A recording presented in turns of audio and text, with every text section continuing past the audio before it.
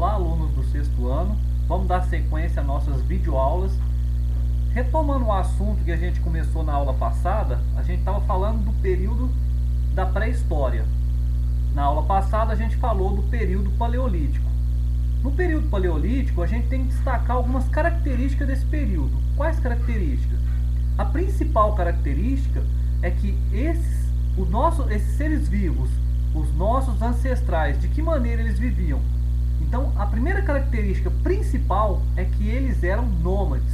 O que significa ser nômade? Nômade significa que eles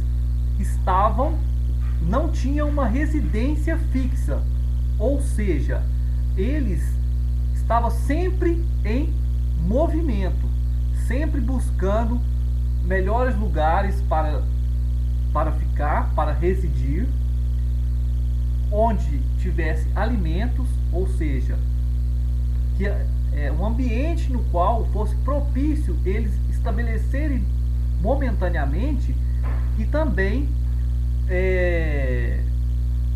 ter comida, né? De que maneira eles obtinham essa comida? Através da caça. Então o que a gente tem que entender? Nesse período eles são o quê? Eles são nômades porque eles não têm uma residência fixa. Eles não fixam em um lugar. Depois, eles são caçadores. Então eles vivem da caça. Eles vivem da caça e da coleta de frutos, de frutos, né? Eles alimentam, essa é a base da alimentação deles. Então essa é a primeira coisa que a gente tem que entender. Nas vestimentas, eles vão vestir de que maneira? Eles vão utilizar as peles dos animais para usar como pele, para aquecer. Qual que é o grande desenvolve, qual que é o marco do desenvolvimento no Paleolítico? É o domínio do fogo. A partir do momento que esses homens conseguem dominar o fogo, eles conseguem o quê? Aquecer do frio, se defender dos animais e cozinhar os alimentos. Isso consequentemente vai melhorar a vida deles. Então, nesse momento no Paleolítico, essas são as principais características. A gente enumera também que no Paleolítico a gente tem a arte rupestre, né? A arte rupestre é uma das fontes que a gente utiliza, que os historiadores utilizam, para tentar compreender como que os seres vivos, como que eles viviam no Paleolítico. Correto? Então, até aqui tranquilo. Então, a grande questão que a gente vai ver são essas as características do Paleolítico. Quando a gente entra no Neolítico, então aqui a gente estava no Paleolítico e a gente já tem umas características aqui, né? Eu já enumerei. Então, a gente vai continuar a aula aqui. Então, o domínio do fogo, por sua vez, proporcionou ao homem inúmeras vantagens. Eu já falei também: aquecer, iluminar as cavernas, defender-se de animais, cozinhar os alimentos e fabricar instrumentos. O fogo favoreceu ainda o surgimento de um sentimento comunitário entre grupos e a criação da linguagem. Então, é nesse momento a gente vai ter esses desenvolvimentos. Aqui a gente tem uma foto, né, entre aspas, dos homens disputando com os animais o abrigo das cavernas, né? Então, na verdade, é uma representação. Isso é uma arte feita depois, né? Porque a gente sabe que não existia fotografia nessa época. Então, aqui nesse Paleolítico também a gente mostramos aqui esses instrumentos, né, essas ferramentas que eram feitas a partir de quê? A partir de ossos, de pedras. E os bens de produção eram de uso de propriedade coletiva, certo? Nessa fase, os seres humanos comunicavam com uma linguagem pouco desenvolvida. Então, aqui a gente tem a arte rupestre. Essa arte rupestre ela é importante para mostrar o cotidiano desses povos, como que eles viviam, ali eles representam. E aí é uma interpretação, a gente já falou isso dentro de sala de aula, que o historiador trabalha com interpretações das fontes. Por isso que quando eu passei essa imagem para vocês na atividade da semana passada, era realmente para isso.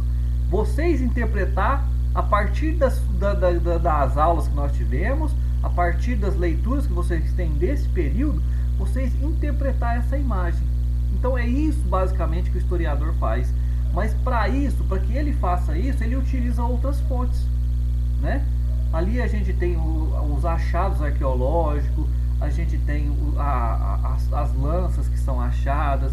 Então a partir disso a gente interpreta essas imagens. Então essa imagem foi aqui, eu passei naquela atividade para a gente interpretar, para vocês usar a imaginação e se colocar como historiadores e pensar também, criar suas próprias interpretações. Então são várias imagens que existem e nesse sentido, né, a maioria das vezes já para a gente perceber que eles estão representando o cotidiano da caça, né, a caça dos animais. Alguns historiadores vão trabalhar com uma questão mística, ou seja, que essas pessoas pintavam, representavam e como que se eles pedissem uma iluminação para que se desse bem na caça no dia seguinte. Mas é interpretação também, né? Então a gente vai chegando, porque aqui, isso que eu falei aqui, o surgimento de crenças. No período paleolítico surgiram as primeiras crenças nessas forças sobrenaturais. Essas crenças se manifestavam principalmente nos rituais, por exemplo, nas cerimônias fúnebres. Quando morria uma pessoa, os membros do seu grupo preparavam uma cova enfeitada com flores, enterravam cuidadosamente com seus objetos pessoais mais importantes.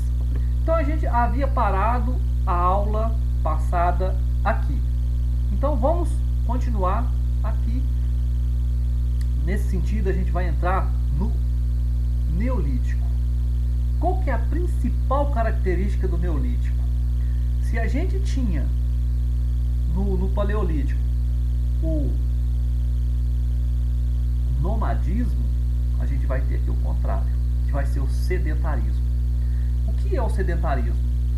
De modo geral, o sedentarismo é a fixação a uma área, a fixação à terra. Então é nesse momento que a vida do homem vai mudar. O homem vai passar de ser um caçador, ele vai desenvolver a agricultura, ele vai desenvolver a domesticação de animais. Então a partir do momento que ele domestica os animais, ele pode passar a criar animais que vão lhe servir como carne, né, na alimentação. Ele pode servir para fornecer pele, para ele se aquecer do fogo.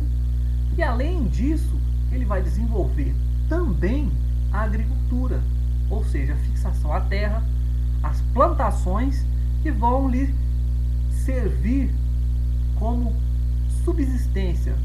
O que significa subsistência?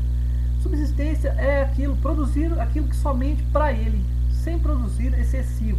Então nesse primeiro momento aqui, eles vão estar vivendo na terra, fixos a uma área, vão plantar, e a gente sabe que quando eles conseguem plantar, desenvolver a agricultura, isso necessita de tempo para que se plante e que se colha. Então é esse o período, precisa de um tempo para esse, né?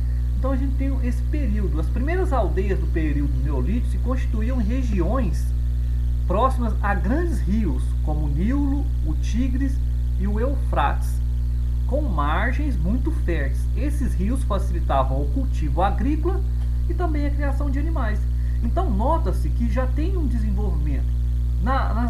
Numa aula na sala a gente falou que qual que é a grande questão que faz com que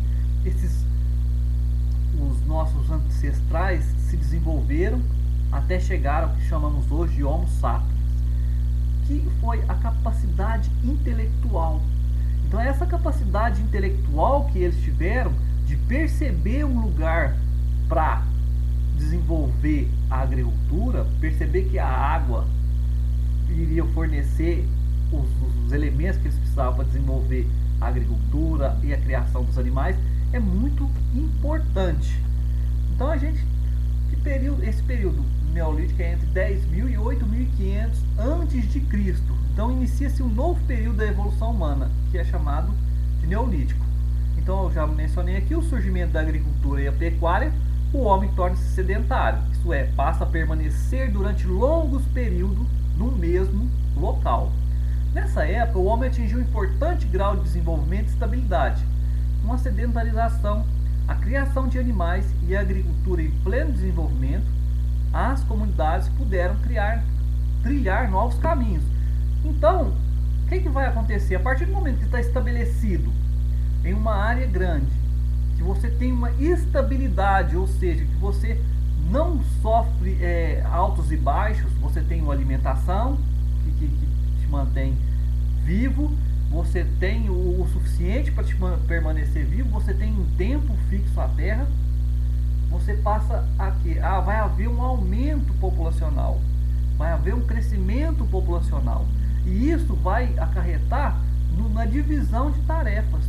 Então a divisão de tarefas nesse período ela vai se dar pelo sexo e pela idade. Então os homens vão ter determinadas atividades, as mulheres vão ter determinadas atividades, os homens mais velhos serão os chefes, os aldeões, serão os sábios, eles que irão guiar, eles que terem mais conhecimento.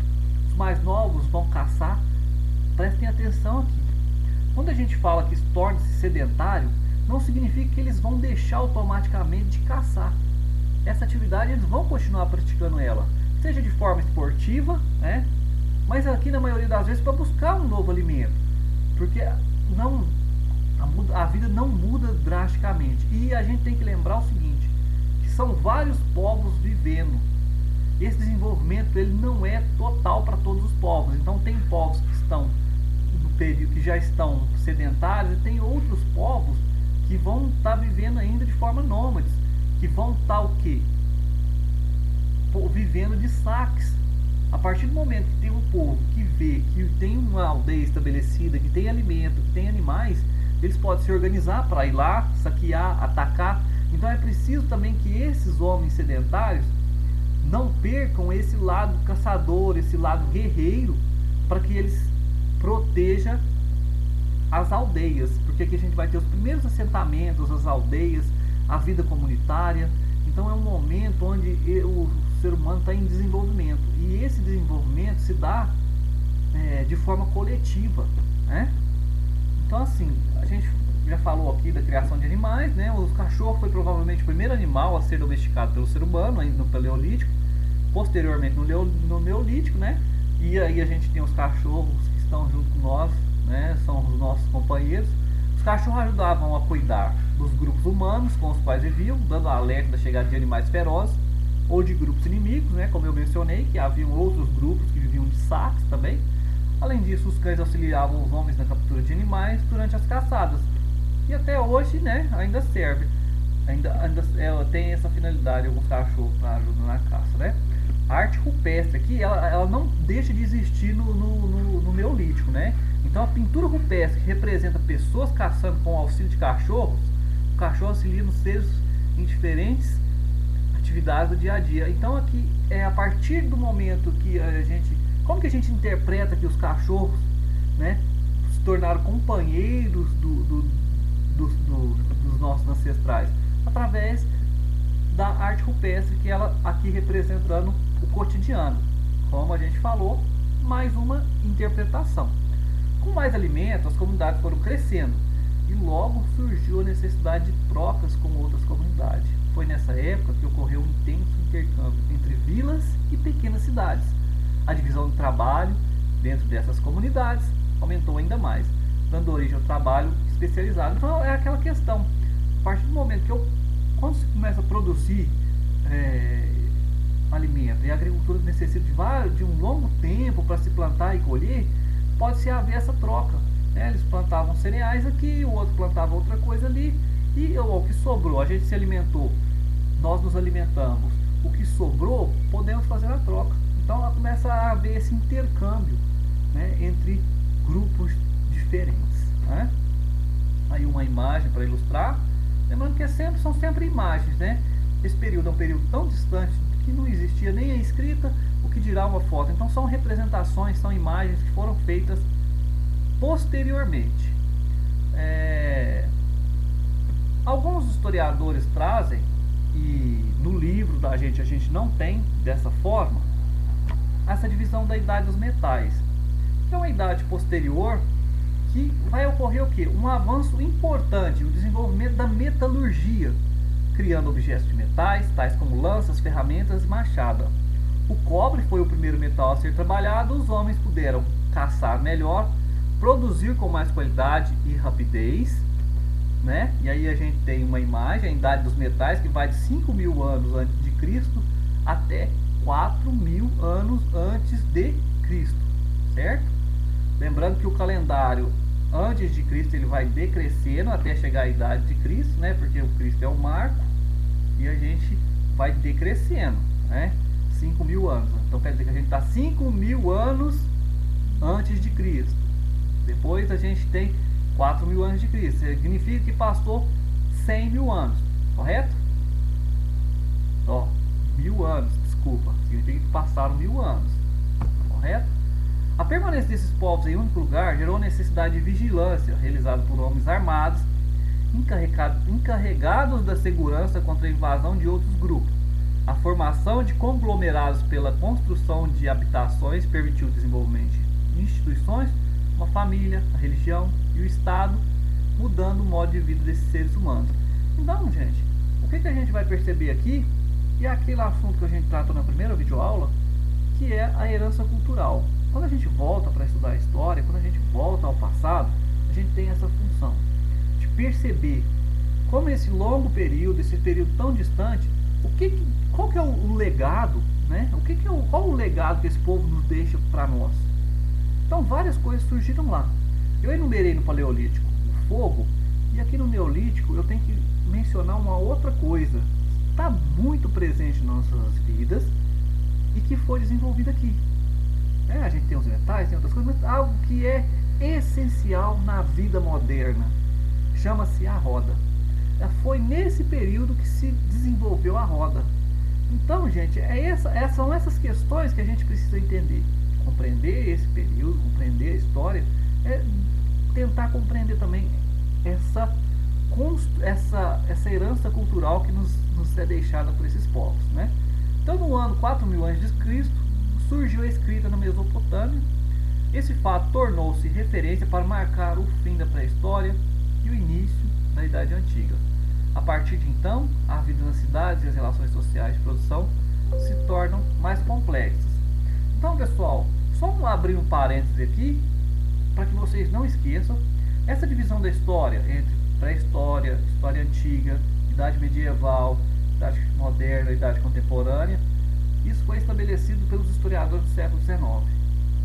E por que eles utilizam o marco do ano de 4.000 anos antes de Cristo como marco para o fim da pré-história? Porque, na verdade, o pessoal do século XIX acreditava que só utilizava como fonte histórica a fonte escrita. E, a partir do momento que se desenvolve a escrita, então, a partir dali, eles começam a contar a história, né? Começa a história antiga, que há registros para as pessoas, para os historiadores se debruçar e produzir conhecimento. A gente bem sabe, a gente já trabalhou isso dentro da sala, e nunca é demais lembrar, porque isso vai ser o resto da vida nas aulas de história. É importante que vocês não esqueçam disso. Não é isso, não se utiliza mais essa ideia de que somente as fontes escritas podem ser tratadas como documentos oficiais, na verdade, como fonte de pesquisa histórica. Na verdade, tudo que o homem produz são fontes históricas. Por isso nós somos sujeitos históricos, e tudo que nós estamos vivendo faz parte da história. Pessoal, eu encerro essa matéria aqui. Vou deixar a atividade do livro para vocês fazerem para a próxima aula. Então eu quero que vocês façam os exercícios do livro, fotografe e me envie, de modo que eu vou passar vou escrever no WhatsApp lá as páginas certas para vocês fazerem. Além disso, lembrando que a gente vai ter um trabalho avaliativo no valor de 10 pontos, que eu vou estar enviando para a coordenação essa semana, e vocês vão ter a partir do dia 22 para pegar, e aí vai ser informado tudo direitinho, Então, prestem bastante atenção, faça essa tarefa do livro.